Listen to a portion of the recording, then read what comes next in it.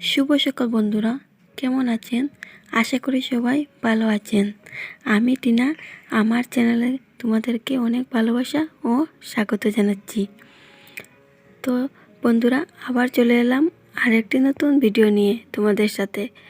সকাল সকাল মেয়েকে ভাত খাইয়ে আমি একটা হাতে তুলে দিলাম ডালিম। ওকে আজকে আমি পুরো ডালিমটা দিয়ে দিয়েছি ও ওকে বলছি ও যেন ডালিমটা কুলে কুলে খাওয়ার জন্য। আমি মেয়েকে খাওয়া শেখাচ্ছি যাতে ও নিজের হাতে খেতে পারে। এখন বড় হচ্ছে, তার জন্য কয়েকদিন পরে স্কুলে যেতে হবে।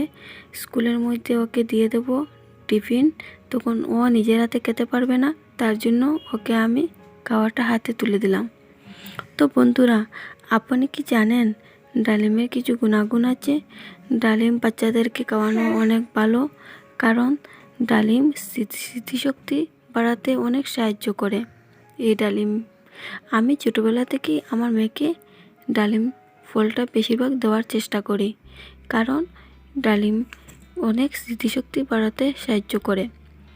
আর এই ডালিম আমাদেরকে অনেক রোগ থেকে মুক্তি দেয়, যেমন ধরো ডায়াবেটিস, ব্লাড সুগারের কথা বলছি, তারপরে প্রেশার, এইসব নিয়ন্ত্রণে রাখে এই ডালিম।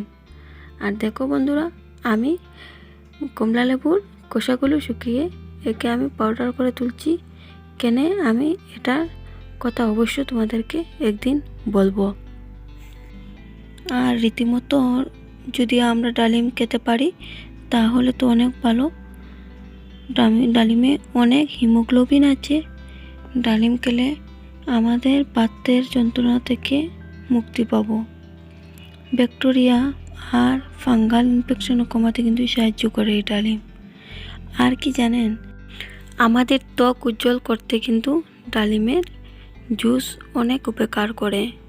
দারুণ একটা কাজ দেয় কিন্তু রীতিমতো কিন্তু ডালিম খেলে তাহলে। আর আমি এদিকে রুটি বানাচ্ছি। মেয়ে বলছে ও পনির মশলা দিয়ে রুটি খাবে। আগে বানিয়ে নিয়েছি কিন্তু পনির মশলা, এখন আমি রুটি বানাচ্ছি।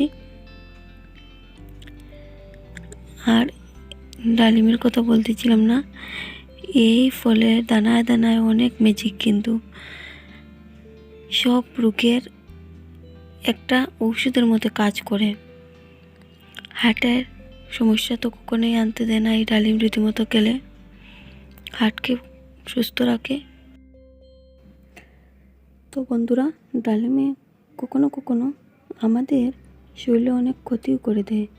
আমাদের স্কিনের মধ্যে কোনো অ্যালার্জি থাকলে, স্কিন অ্যালার্জি অসুবিধা থাকলে ডালিম খেলে স্কিন অ্যালার্জি কিন্তু বাড়িয়ে দেয়। আর আমাদের ব্লাড প্রেশারটা লো থাকলে আরও ব্লাড প্রেশারটা লো করিয়ে দেয়। আর দেখো বন্ধুরা, আমি রুটিগুলো আঁকা বাঁকা বানাচ্ছি মেয়েকে দিব বলে। ওকে ছোটো বাচ্চাদেরকে যেরকম হোক, নিজের মেয়েকে যেরকম হোক দিলে মেয়েটা খেয়ে নেবে, কোনো অসুবিধা নেই। তার জন্য যেরকম পারছি এরকম আমি রুটিগুলো বানিয়ে ফেলছি। মেয়ের আবদার মেটাতে হবে, যেহেতু আমি মা। শরীরটা আমার ভালো থাকুক আর খারাপ থাকুক, বাচ্চার আবদার মাদের মেটাতে হয়, তার জন্য আমি বানিয়ে নিচ্ছি। আর বন্ধুরা, ডালিমটা আমাদের বাচ্চাদেরকে দেওয়া অনেক উচিত। বাচ্চারা এখনের বাচ্চারা তারা মানে খাওয়াটা আমরা যা কিছু দেই সম্পূর্ণভাবে খায় না, তার জন্য ডালিম বা ফল দিয়ে তাদের আর কি খাওয়াটা সম্পূর্ণ করা দরকার। আমার মেয়ে ছোটোবেলা থেকেই খাওয়াতে অনেক অসুবিধে করে। আমি তার জন্য রোজ ডায়েটে একটা না একটা আমি ফল রাখি।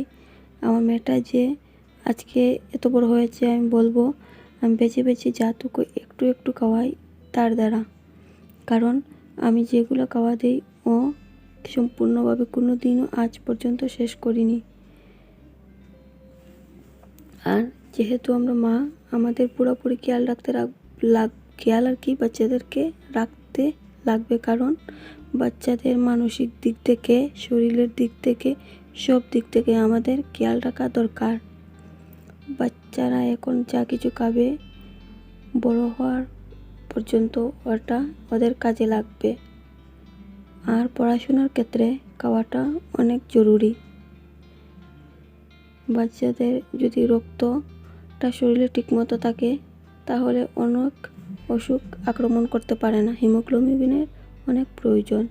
তার জন্য ডালিম যদি বাচ্চারা খেতেই চায় না, ওকে জুস বানিয়ে খাওয়াবে।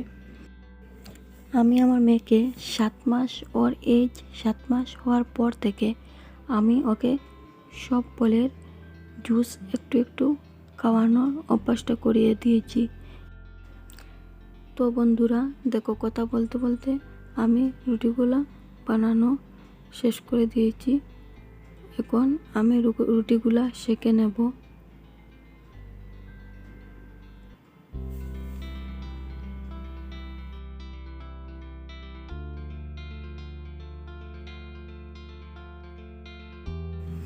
আমার মেয়ে স্নান করে ঘুমিয়ে গিয়েছিল, ঘুম থেকে তুলিয়ে নিয়ে এলাম। ওকে এখন রুটিগুলা দিয়ে দেব। রুটি খাওয়ার পরে আমি ওকে একটু পড়াতে আর্ট করতে বসিয়ে রাখবো। আর আমি দুপুরে রান্নাটা শেষ করে নেব। তো বন্ধুরা দেখো, আমি আজকে দুপুরবেলা মাছ রান্না করছি। মাছটা আমি ফ্রিজ থেকে বের করে নিয়েছি। এখান থেকে আমি 6-7 টুকরো মাছ নিয়ে নিলাম। মাছগুলো আমি এখন ভেজে নেব।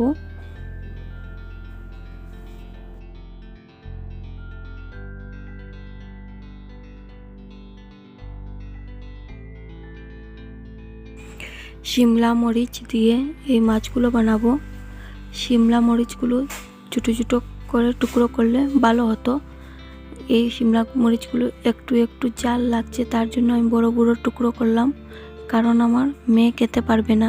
তার জন্য মাছ ভেজে এর তেলের মধ্যে আমি মরিচগুলো ভেজে উঠিয়ে নেব।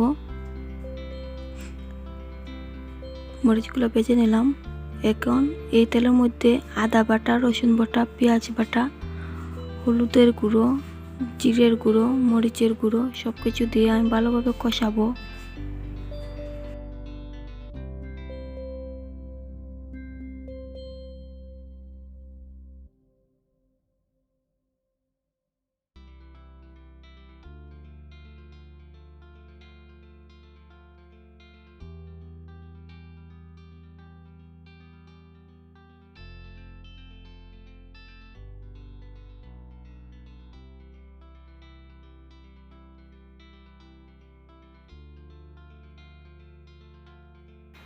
ভালোভাবে আমি কষিয়ে নিয়েছি। 2-3টে আমি কাঁচা মরিচ দিয়েছি একটা স্মেল বাইরনের জন্য, আর তেজপাতাও দিয়ে দিলাম। এখন আমি একটু জল দিয়ে দিয়েছি, গরম জল দিয়েছি যেহেতু, তার জন্য এখন আমি মাছ, শিমলা মরিচগুলো আমি এখন দিয়ে দেব।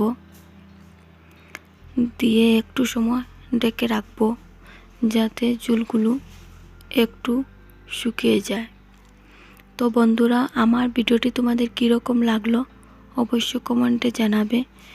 আর ভালো যদি লেগে থাকে তাহলে একটা লাইক করে দিও।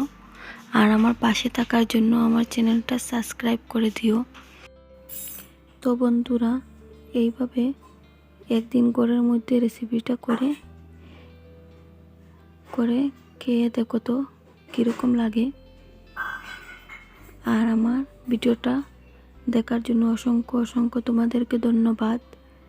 আর এইভাবে আমাকে পাশে থেকো, আমাকে ভালোবাসা দিতে যাও। আজকে এই ভিডিওটা এখানে শেষ করছি। Tata, bye bye.